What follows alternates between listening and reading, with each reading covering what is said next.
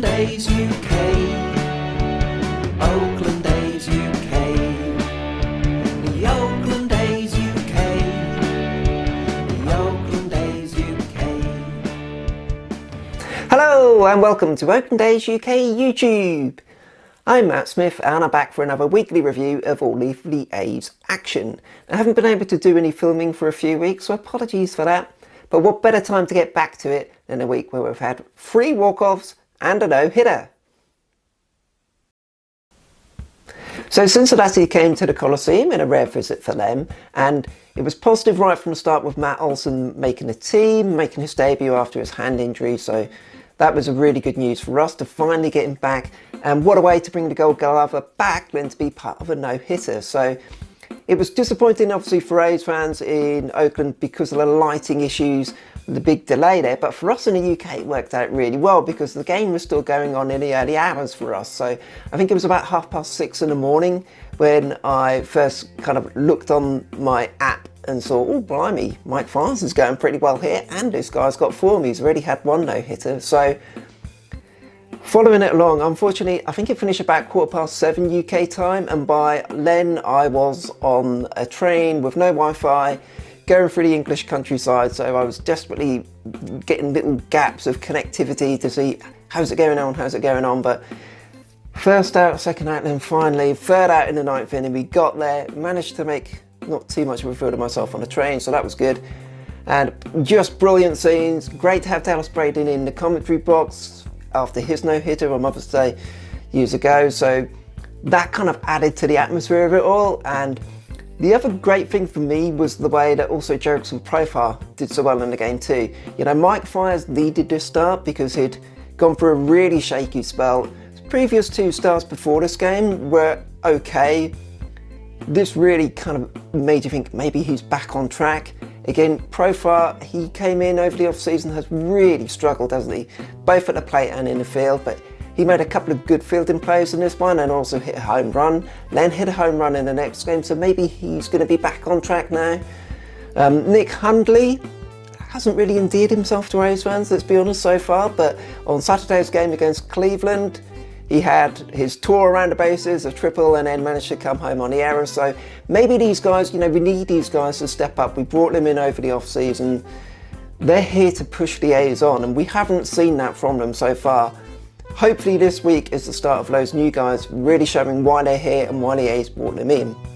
So Mike Fiers obviously is my A of the week, completing his no-hitter on Tuesday night, early hours of Wednesday for us. Game 2 we had the Piscotti walk-off, fantastic. Game 3 was a little disappointing in the fact that it was a day game so we could watch it live in the UK and we lost it. But even within that, Chris Bassett, after giving up those early runs, pitched really well once again. He's looked very good since he came up from AAA, and having a quick look, it's 31 Ks in 24 2/3 innings for him. So he's not doing it by smoke and mirrors, he's got that big looping slow curveball that's going really well and he's really kind of fooling hitters at the moment. Hopefully he can carry on with that, but yeah, he's looking really good, and if he can start showing his form, then we might be onto something here. So 2-1 series, shame not to get the sweep, but it was positive all round anyway.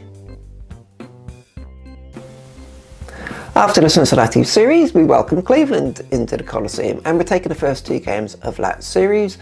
Matt Chapman with the 12th inning walk-off home run on Friday. Then Saturday we brought out everything. We had the opener in Liam Hendricks, we had the Kelly Green jerseys on a Saturday, and it all worked in our favour, even with a mishap from Blake Trinan, a rare misstep from him in the top of the 9th.